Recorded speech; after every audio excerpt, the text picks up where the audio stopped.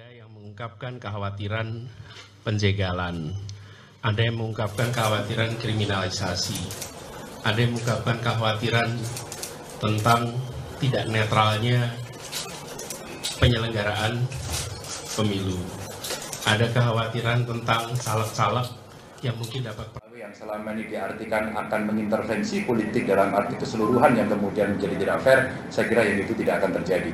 Jadi saya sangat percaya beliau sudah menggunakan hak politiknya sekaligus sebagai kader partai. Yang perlu dilakukan adalah menjaga kekompakan dan soliditas di internal koalisi perubahan. Jangan sampai ada satupun parpol yang baper dan kecewa hanya karena kader terbaiknya tidak terpilih sebagai cawapres misalnya, hingga membuat koalisi perubahan jadi amburadul dan berantakan.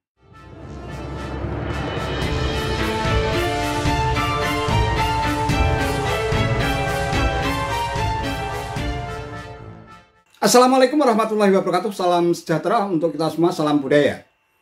Sahabat-sahabat tercinta sebangsa dan setanah air yang sangat saya hormati, usai Presiden Jokowi blak-blakan bakal cawe-cawe dalam urusan Pilpres 2024, saat bertemu dengan para pemimpin redaksi media massa nasional di Istana pada hari Senin 29 Mei 2023 yang lalu, Anies Baswedan dan kubu pendukungnya tampak dicekam rasa kekhawatiran yang berlebihan. Mereka memastikan bahwa upaya penjegalan itu bukan lagi sekadar isu, melainkan nyata adanya. Bahkan Anies sendiri tampak panik karena banyaknya aspirasi dan masukan atas penjegalan dirinya untuk bisa maju dalam kontestasi Pilpres tahun 2024. Meskipun Anies sendiri berharap agar penjegalan seperti itu tidak akan terjadi. Kegaduhan politik pun sontak menyeruak ke permukaan. Kubu oposisi dan pendukung Anies terus berteriak lantang dan menjadikan pernyataan Jokowi sebagai bahan gorengan hingga menjadi bola liar yang mampu menarik simpati publik. Terkait kekhawatiran Anies dan para pendukungnya tersebut, bakal capres yang diusung PDIP, P3 dan Hanura, Ganjar Pranowo, sontak angkat bicara dan memberikan jawaban yang cukup menohok. Presiden mengambil sikap untuk tidak akan bersikap tidak netral dan akan cawe-cawe. Semenjak malam sampai dengan tadi siang, kami banyak sekali menerima ungkapan aspirasi dan kekhawatiran.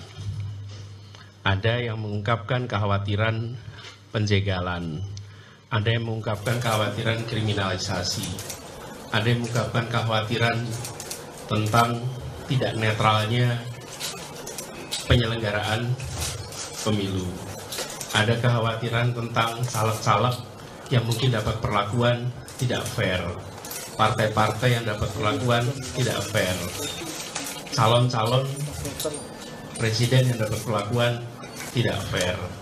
Kemudian juga potensi terjadinya kecurangan.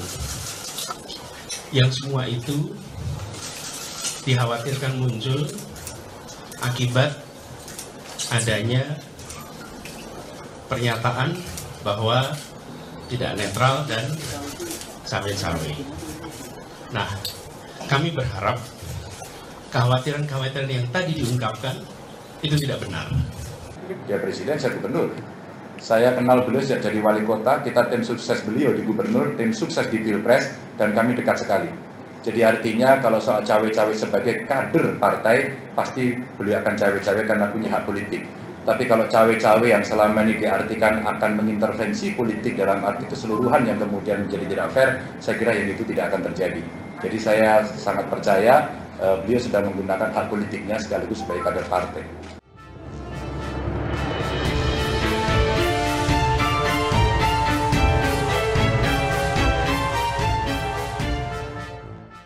Sahabat-sahabat tercinta sebangsa dan setanah air yang sangat saya hormati, pernyataan Ganjar Pranowo saya pikir ada benarnya. Jika kita lakukan flashback dan sejenak menengok ke belakang, kegaduhan politik penjegalan yang tak pernah berhenti dihembuskan ke permukaan itu sesungguhnya dipicu oleh sikap Partai Demokrat yang merasa dicopet dan terus dirongrong oleh kubu Muldoko yang merupakan hasil KLB atau Kongres Luar Biasa versi Deli Serdang Sumatera Utara dengan mengajukan peninjauan kembali atau PK ke Mahkamah Agung yang saat ini masih berproses dan belum ada keputusan. Muldoko yang kebetulan menjadi Kepala Staf Presiden yang kebetulan berada di istana sontak memicu munculnya spekulasi dan dugaan adanya restu Presiden Jokowi agar Muldoko mengambil alih Partai Demokrat. Spekulasi itu pun terus digembar-gemborkan hingga mereka begitu yakin kalau Jokowi berada di balik upaya kudeta yang dilakukan Muldoko. Meski demikian, Presiden Jokowi cenderung diam dan tak pernah menanggapi tudingan yang diarahkan kepada dirinya. Ex-Wakil Menteri Hukum dan HAM pada era SBY, Denny Indrayana yang kini bermukim di Australia pun terus menggulirkan isu pencopetan Partai Demokrat oleh kubu Muldoko dengan melakukan framing negatif bahwa Jokowi telah melakukan kejahatan politik dengan memanfaatkan instrumen hukum dalam hal ini Mahkamah Agung untuk menghantam Partai Demokrat yang kini dikomandani putra sulung SBY. Agus Harimurti Yudhoyono atau AHY. Nah, jika Partai Demokrat berhasil dicopet kubu Muldoko berkat restu Jokowi, dengan sendirinya koalisi perubahan di mana Partai Demokrat termasuk di dalamnya selain Nasdem dan PKS, tentu telah tamat riwayatnya. Sehingga Anies Baswedan gagal melaju dalam kontestasi Pilpres 2024 karena tidak memenuhi ambang batas presidensial threshold.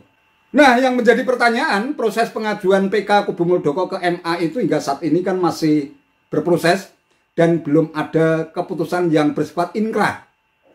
Tapi kenapa Demokrat begitu reaktif dan gampang menuding pihak istana telah melakukan kejahatan politik untuk mengambil alih Partai Demokrat? Ya, bisa jadi begitulah cara Partai Demokrat untuk menarik simpati dan empati publik dengan menerapkan strategi playing victim untuk menciptakan kesan bahwa Partai Demokrat telah menjadi korban kejahatan politik pihak istana. Presiden Jokowi sendiri sudah berulang-ulang menyatakan bahwa sebagai presiden, ia bukan hanya sebagai pejabat publik, tetapi juga sebagai pejabat politik yang tetap taat konstitusi dan tidak mengotori demokrasi. Namun politik yang dimainkan Jokowi tentu saja adalah politik kebangsaan untuk menegakkan nilai-nilai demokrasi agar kontestasi demokrasi bisa berlangsung secara langsung, umum, bebas, rahasia, jujur, dan adil sebagai bagian dari pendidikan politik buat rakyat.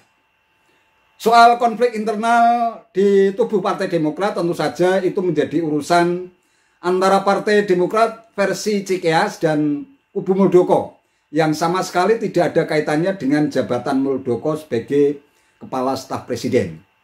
Sangat mustahil apabila Jokowi ikut cawe-cawe dalam kemelut Partai Demokrat, apalagi sampai harus menendang Muldoko dari istana. Kalau itu dilakukan, justru Jokowi telah bertindak tidak demokratis karena telah menghalang-halangi hak politik Muldoko yang mendapatkan kepercayaan dari kader Demokrat untuk memimpin menjadi ketua umum Partai Demokrat.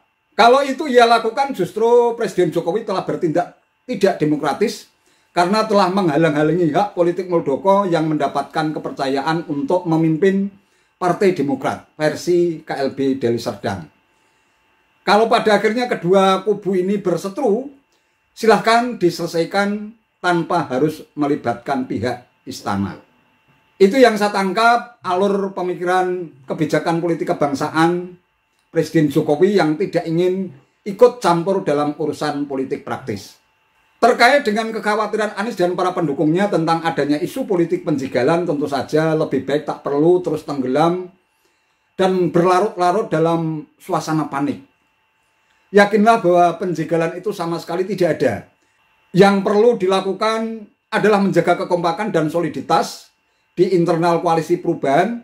Jangan sampai ada satupun parpol yang baper dan kecewa hanya karena kader terbaiknya tidak terpilih sebagai cawapres misalnya, hingga membuat koalisi perubahan jadi amburadul dan berantakan. Nah, itu yang justru penting dijaga. Kita tunggu saja hasil putusan MA siapa sungguhnya yang berhak untuk menduduki tahta Partai Demokrat, Muldoko atau AHY. Jangan terus-terusan membangun framing negatif dan kecurigaan berlebihan sebelum Mahkamah Agung ketok palu. Itu saja yang bisa saya sampaikan. Terima kasih atas perhatiannya. Wassalamualaikum warahmatullahi wabarakatuh.